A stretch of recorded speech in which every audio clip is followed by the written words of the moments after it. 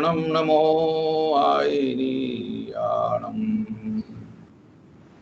नमो वज्रायाणं नमो लोये सवसावो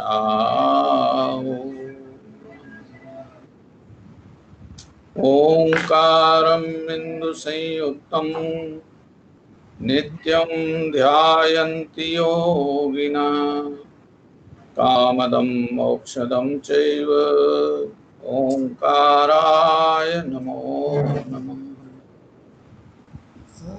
अविरल शब्द गणौघ प्रक्षालित सकल भूतल मल कलंका मुनि विरूपासित तीर्था सरस्वती हरतु नो दुरिता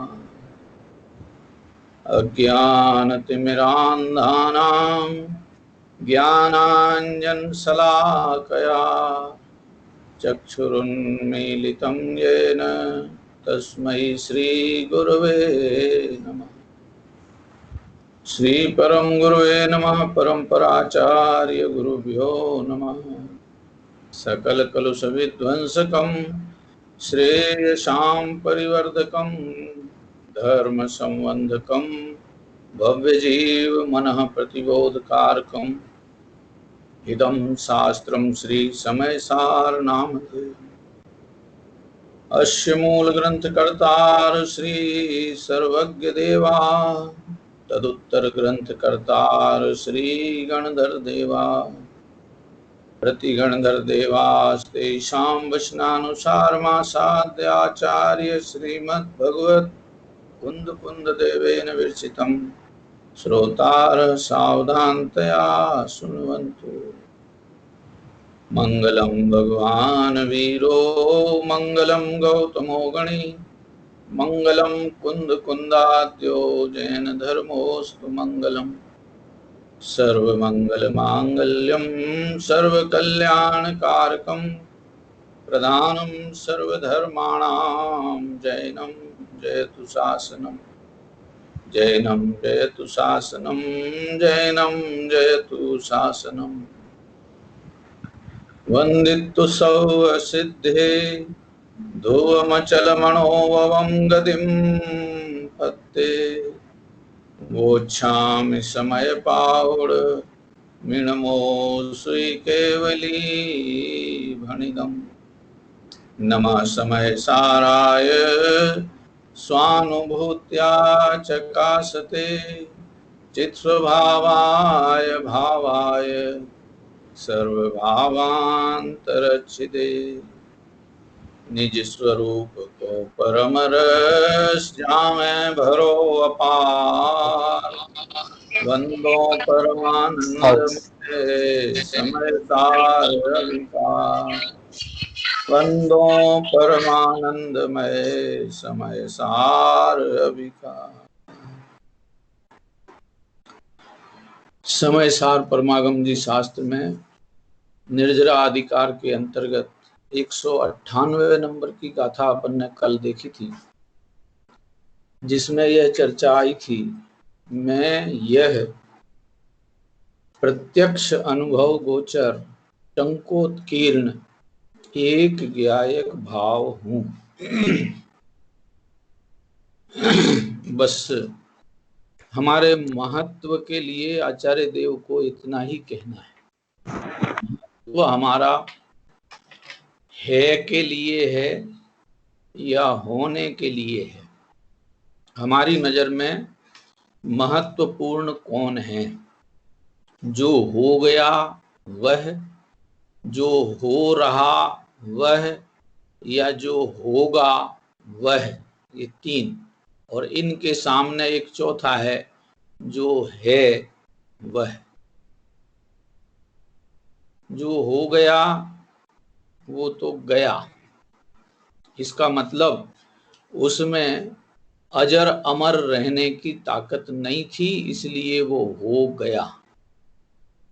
जो हो रहा है वह भी पहले नहीं था और आगे नहीं रहेगा, इसलिए वह भी अजर अमर रहने की ताकत वाला नहीं है।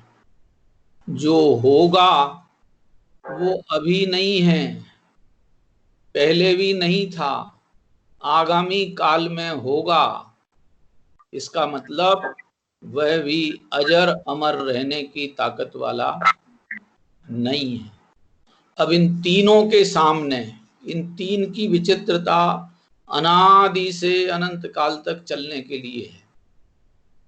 भूत वर्तमान भविष्य ये कालक्रम अनादि से चला आया है, आज भी चल रहा है और आगामी अनंत काल तक भी चलता ही रहेगा। इनका काम है होना। ये होना भी अमिट है। अब इनकी अमिटता तो एक एक क्षण के लिए है, परंपरा के लिए है, और जो है उसकी अमिटता अद्भुत है। जो है वह भूत में भी है, वह वर्तमान में भी है और वह भविष्य में भी है। ये होगा, हुआ और होता है, ये है के साथ काम नहीं चलता। है में इन तीनों का कुछ भी असर नहीं पड़ता। आचार्य देव हमारी जो मुख्यता बताना चाहते हैं वो हुआ था, हो रहा है, होगा, इन तीन से अनंत गुणी मुख्यता के लायक जो तीनों काल में है रूप में रहता है, उसका नाम पदार्थ है, उसका नाम मूल वस्तु है।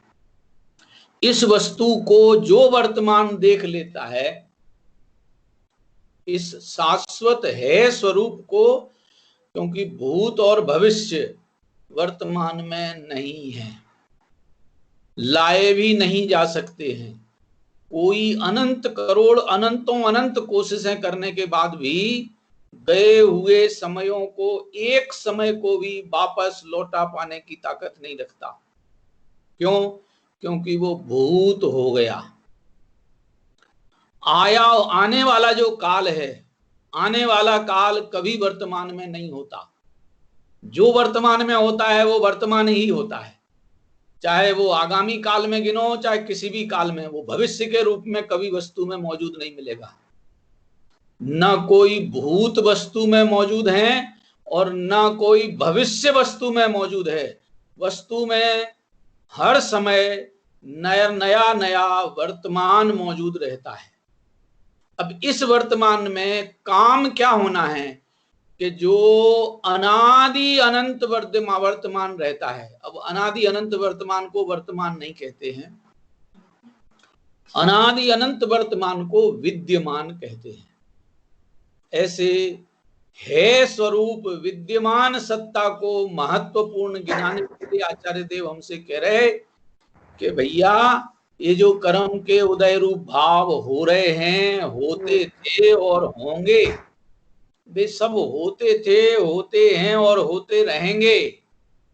तुम है स्वरूप रहने वालों पर इन तीनों का रत्ती भर भी असर नहीं आता। क्योंकि मैं काल से सदा काल निरपेक्ष रहने वाला अकाली तत्व हूं। मुझ में काल का कोई असर नहीं पड़ता, ऐसा अकाल विद्यमान रहने वाला। अकाल माने न जो भूत होता, न जो भविष्य होता और न जो मात्र वर्तमान रहता, जो सदा विद्यमान रहता है, उसका नाम जीवराज है। अब अपन ऐसे जीवराज हैं या अपने को ऐसा जीवराज होना है, बस इसी कहानी है। हम ऐसे जीवराज हैं, मेरी ऐसी सत्ता विद्यमान है। मेरी सत्ता की विद्यमानता के सामने अनंत भूत आलिए आलिए और जालिए। मेरी इस विद्यमान सत्ता के सामने अनंत भूत आलिए और जालिए, बेई आए और बेई गए। मैं उन भूतों के सामने भी सदा विद्यमान रहा आया। अब मेरे सामने एक एक समय के वर्तमान करते करते करते करते अनंत वर्तमान आलिए आए हैं और जाते जा रहे हैं। वे भी वर्तमान रुकने के लिए नहीं आते हैं, जाते जा रहे हैं। और मैं इन अनंत वर्तमानों की मौजूदगी में अपनी विद्यमानता पर इनका कुछ भी असर नहीं लेता हुआ जीवराज हूं। ऐसे ही मेरे सामने अनंत भविष्य आएंगे और वे आकर चले जाएंगे और मेरी विद्यमानता पर उन अनंत भविष्यों का रत्ती भर भी कुछ असर नहीं पड़ता है।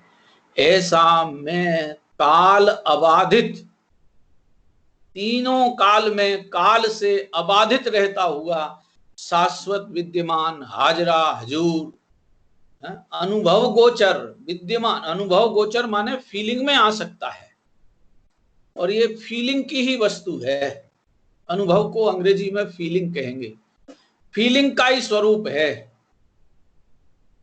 आंखों से नहीं दिखाई देगा, कान से नहीं सुनाई देगा, रसना से नहीं चखे में आएगा, नहीं बोले में आएगा, स्पर्शन से छुए में नहीं आएगा, घ्राण से सूंघे में नहीं आएगा। ये पांचों इंद्रियां इस अनुभव गोचर तत्व को जानने में नपुंसक हैं। बिल्कुल इनमें ताकत नहीं है कि ये पांचों इंद्रियों में से कोई भी इंद्रिय इस आत्मा का अनुभव कर सके।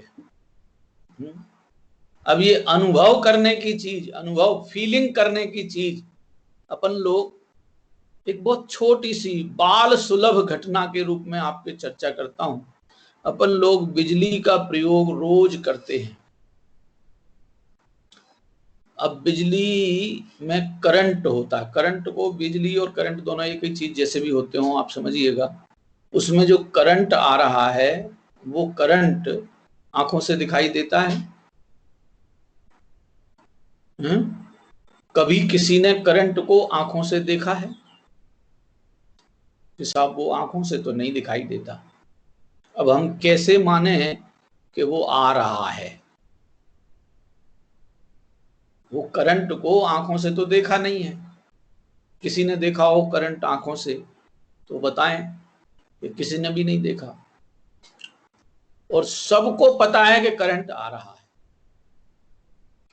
तो फिर कैसे देखा जाए कि ये करंट कैसा होता है?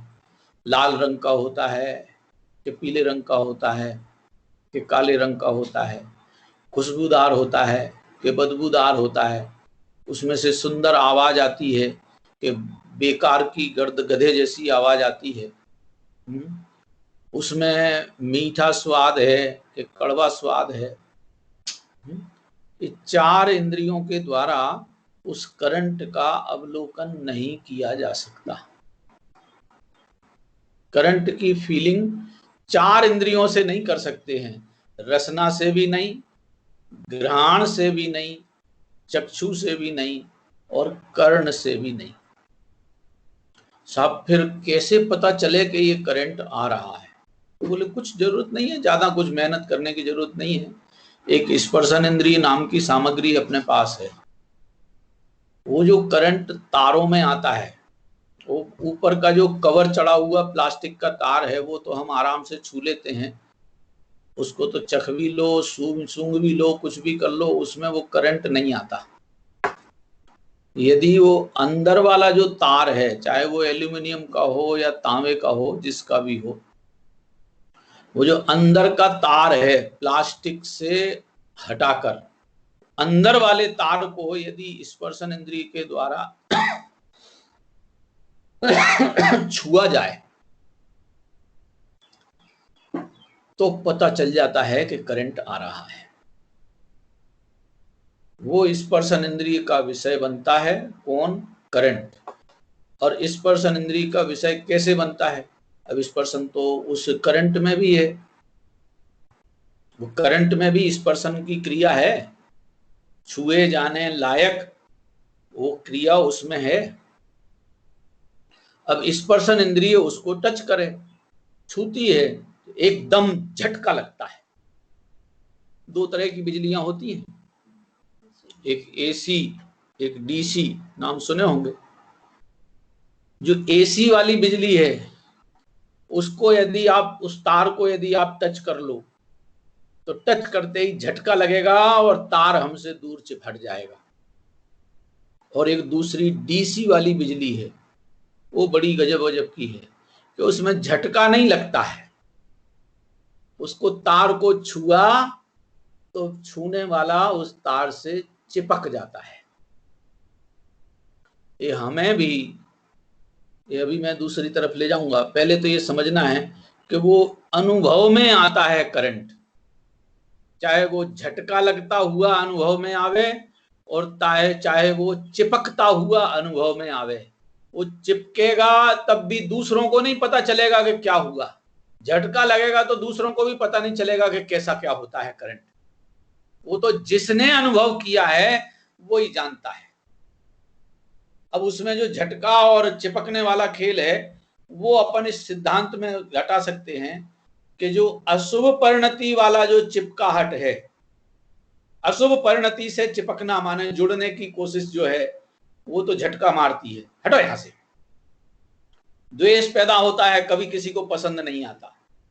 मगर जो राग रूप परिणाम का चिपकना है वो तो ऐसा है कि हमें तो कुछ, दूसरों को तो कुछ लगता ही नहीं है, हमें भी कैसा लगता है कि हमें कुछ नहीं पता चलता है, हम ज्यों के त्यों खड़े रहते हैं। अब ये पता नहीं चल रहा है कि इसकी चिपकाहट में वो चिपका खून को पानी बना देने वाला है, जीवन को मरण में बदल देने वाला है।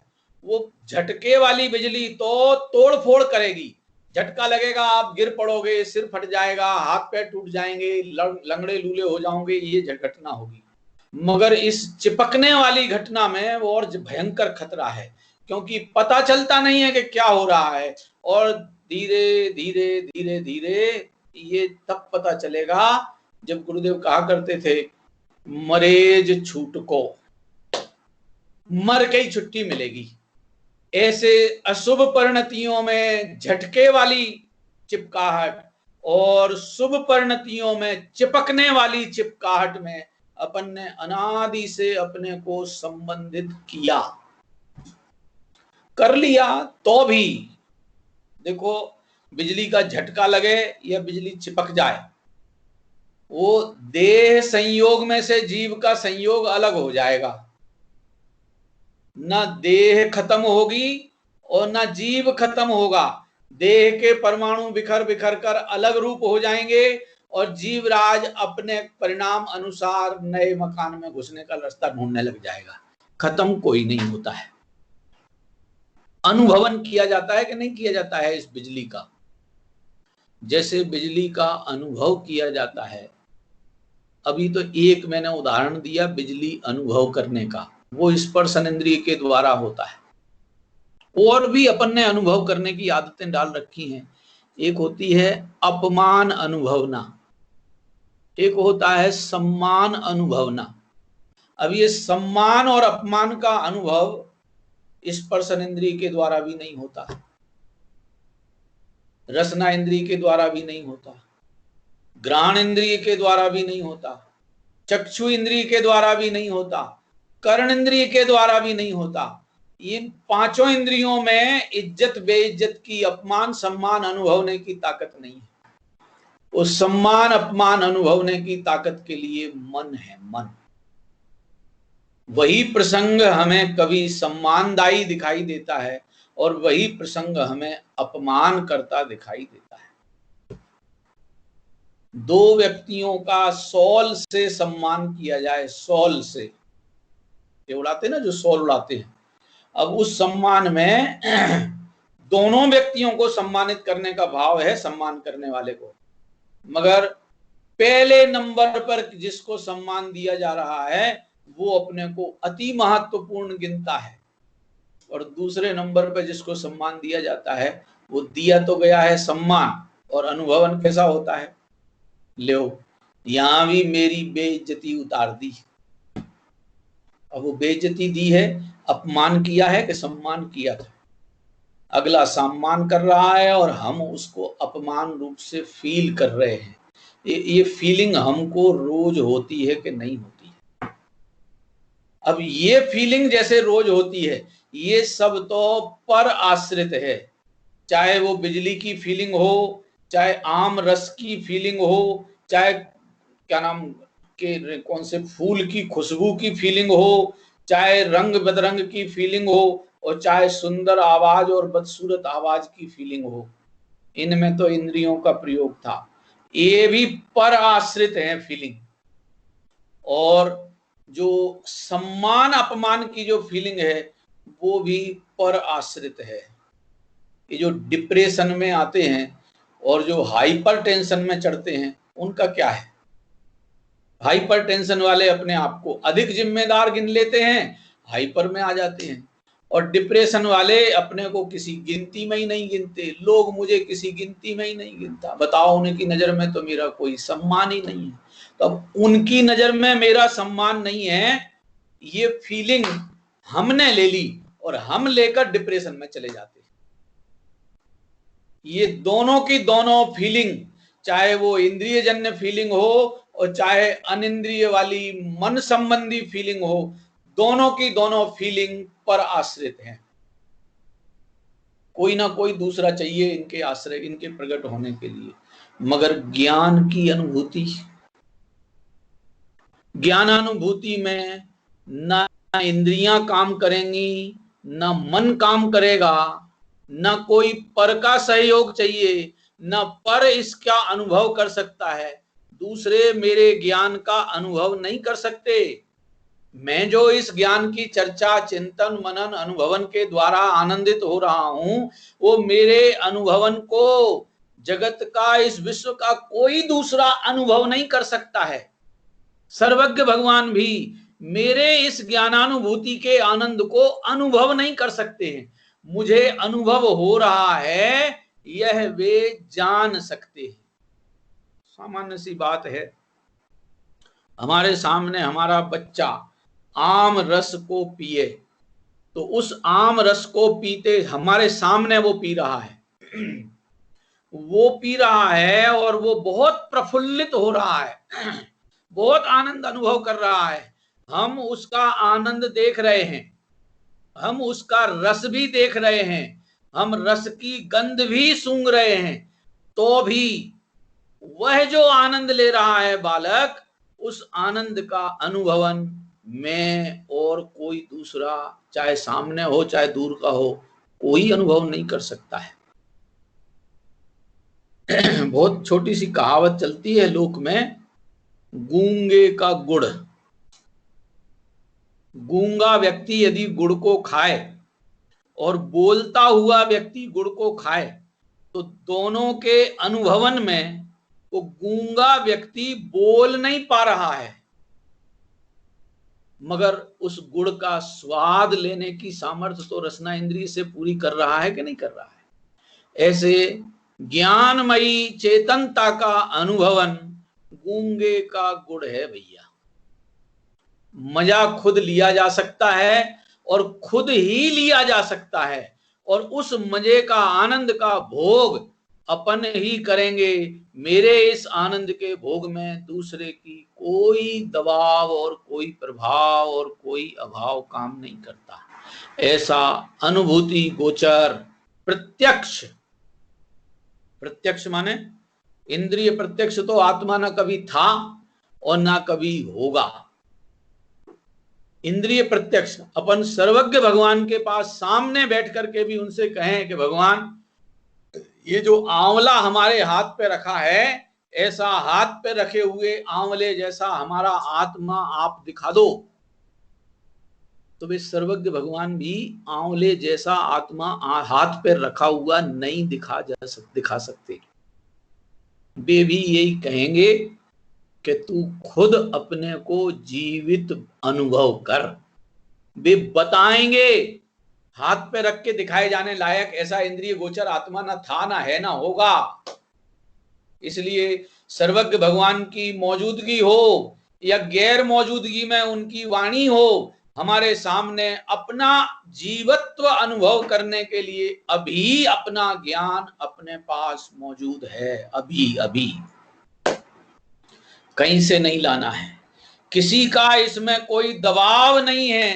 देखो, अनुकूल प्रतिकूल भोगने के लिए, अनुकूलता प्रतिकूलता अनुभव करने के लिए तो कर्म उदय का दबाव है, बाह्य संयोगों का दबाव है, मगर ज्ञानमयी जीवत्व का अनुभव करने के लिए ना किसी का दबाव है। कोई दबाव नहीं डालता। किसी कर्म ने हमें नहीं रोका है कि तुम अपने को ज्ञान स्वरूप मत देखो। कोई कर्म नहीं रोकता है हमें। वो तो उदय में आके जाता रहता है, वो कहाँ अड़ंगा लगाता है, उसको कहाँ अक्ल है, कर्म में कहाँ अकल है कि वो ये रोक देगा मुझे कि नहीं नहीं तुम अपने को ज्ञान स्वरूप अनुभव मत करो। आजा, आता रहता है, जाता रहता है। उसका स्वयं का अपना स्वरूप अपने लक्षणों में विद्यमान है। मेरे अपने ज्ञान की अनुभूति में आज अभी भी कोई भी किसी तरह का दबाव मेरे ऊपर नहीं है, न मेरे ऊपर किसी का दबाव है। जब किसी का दबाव मेरे ऊपर नहीं है तो मेरा दबाव भी किसी के ऊपर नहीं चलेगा। साहब मैं कह रहा हूं तो आप मान लो, अनुभव कर लो कि तुम कहो या सर्वज्ञ भगवान कहें, अपन ने अनंत बार सर्वज्ञ भगवंतों को भी साक्षात सुना है। नहीं मानी तो नहीं मानी, ये मानना और नहीं मानना उनके कहे पर निर्भर नहीं करता। ना मेरे कहे पे ना किसी के अनुभव कहे पे नहीं चलने वाला। यह अनुभूति हम स्वयं अपने ज्ञान से अपने में ये कर सकते हैं और कर रहे हैं। देखो कर रहे हैं। जीवित पना अपना निरंतर जीवित है कि नहीं है। इस जीवित पने में कब गैप पड़ता है? गैप पड़ता है माने बीच बीच में थोड़ा सा कट हो जाता होगा, कभी कभी जीवित हो जाते होंगे, फिर कभी थोड़ा बहुत देर के लिए अजीवित हो जाते होंगे, फिर थोड़ी देर में जीवित हो जाते होंगे। ऐसा कोई प्रसंग बनता है अपने साथ? अब तक इस जिंदगी में कभी कभी तो अपन जीवित रहे आए होंगे, कभी कभी अपन अजीवित हो गए होंगे। ऐसा कुछ हुआ? ये कुछ नहीं हुआ।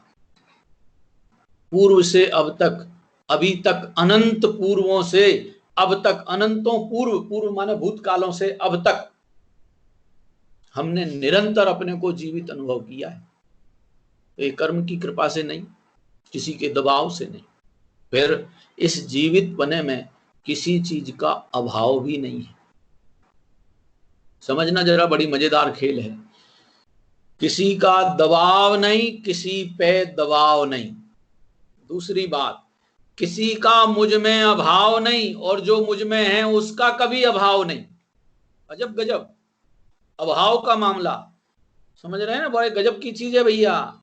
ना विश्व की किसी चीज का मुझ में भाव है, उन सब का मुझ में अनादि से अनंत काल तक अभाव है। और मेरा विश्व में अभाव और विश्व का मुझ में अभाव, मगर मेरा मुझ में अभाव कब होगा? मेरा मुझ में अभाव कभी नहीं होना है। इसका मतलब सदा विद्यमान स्वरूप रहने वाला, इस पे अभाव का भी कोई असर नहीं पड़ता। न किसी का दबाव, न किसी का अभाव। मेरे पास जो मेरा अपना है ज्ञानादि चैतन्य लक्षण, उसका रत्ती भर कभी भी मुझ में से अभाव नहीं हुआ है। और जड़ में जो जड़त्व का लक्षण है उसका मुझ में स्वभाव आया भी नहीं है, उसका भी मुझ में अनादि से अनंत काल तक अभाव है। मेरा उनमें अभाव, उनका मुझ में अभाव, मगर मेरा मुझ में सदा सद्भाव। तो मुझे इस विश्व में अपनी सत्ता में किसी चीज का अभाव भी फील नहीं करना चाहिए, क्योंकि जिस चीज का हमें अपने में अभाव दिखाई देता है हम उस चीज के संबंध में अपने को दीनहीन गिन बैठते हैं। क्या बताएं साहब, मेरे पास तो अपने घर का मकान ही नहीं है, किराए के मकान में ही जीता हूं। तो अब किराए के मकान में जीवित रहने वाला व्यक्ति मेरे घर का मकान मेरे पास नहीं है, इस अभाव में सदा काल पीड़ित रहता है। मेरे पास अपने घर का मकान नहीं है, ये अभाव में जी रहा है। अब अभाव में जिएगा तो अपने को सुखी रख पाएगा कि हमेशा उम्मीदों में बैठा रहेगा, कभी ऐसा मेरा भाग्य जगे। और फिर लोक में कहावतें ढूंढता फिरेगा, अरे कूड़े के ढेर के भी भाग्य में दिन बदल जाते हैं, कूड़े के ढेर के भी दिन बदल जाते हैं। 12 साल यदि वो कूड़ा ज्यों का त्यों पड़ा रहे तो कभी वह कूड़ा कूड़े की जगह खाद बनकर खेत के लिए उपयोगी हो जाती है। बोले उनके भी दिन बदल जाते हैं। अब हमें अब तक मकान अपने घर का नहीं मिला तो कोई बात नहीं, कभी ना कभी तो ऐसा भाग्य जगेगा कि मेरा भी अपना मकान होगा। ये ऐसा जिन चीजों का हम अपने में अभाव देखते हैं उनकी प्राप्ति के लिए निरंतर लपलपाते रहते हैं, निरंतर उम्मीद में बैठे रहते हैं। इसलिए अभाव देखने वाला कभी सुखी नहीं रह सकता, दबाव देखने वाला कभी सुखी नहीं रह सकता। अरे तीसरी चीज एक और है, किसी का प्रभाव भी मुझ पे नहीं आता है। इस विश्व की सर्व वस्तुओं का मुझ में अभाव है तो उनका कोई मेरे ऊपर प्रभाव नहीं पड़ता। तो दबाव में नहीं जीना, अभाव में नहीं जीना, प्रभाव में नहीं जीना, तो जीना काय में कि अपने स्वभाव में जीना। मेरा स्वभाव दबाव, प्रभाव और अभावों से शून्य है। मुझे ना किसी का दबाव छोड़ना है, ना किसी का दबाव ग्रहण करना है। मुझे ना किसी अभाव को बदलकर सद्भाव में बदलना है और ना किसी के अभाव को असद्भाव में बदलना है, अभाव करना है। मुझे मेरे ऊपर इस जीवत्व पर ना अनादि से किसी का प्रभाव पड़ा है और ना मेरे जीवत्व का किसी दूसरे पर प्रभाव पड़ा है। हमने फूल को जाना तो क्या फूल को जानने से फूल में चेतनता आ गई या मेरी चेतनता उसमें चली गई? मेरा भी प्रभाव किसी पे नहीं पड़ता, किसी का भी मुझ में प्रभाव नहीं पड़ता। ऐसा सदा विद्यमान रहता हुआ, इस विश्व से सदा अप्रभावित रहता हुआ, सदा अप्रभावित और सदा विद्यमान रहना, ऐसा अनुभूति गोचर टंकोत्कीर्ण एक ज्ञायक स्वभावत्व जिसका लक्षण है, वह जीव वही मैं हूं। जीव तो है ऐसा, पर वो मैं हूं। देखो क्या कहानी और है। जीव अनादि अनंत है, जीव अजर अमर है, सारी दुनिया कहती है। वो गीता नाम का जो शास्त्र जगत में चलता है उसमें भी कहते हैं कि नैनम शस्त्राणि छिन्दन्ति नैनम दहति पावकः। और भी कितनी जगह उनके यहाँ कहा अजो नित्यः पुराण पुरुषः पुमान, यह आत्मा तो अजर है। अजर माने बुढ़ापा ही नहीं लगता। फिर कहते अमर है,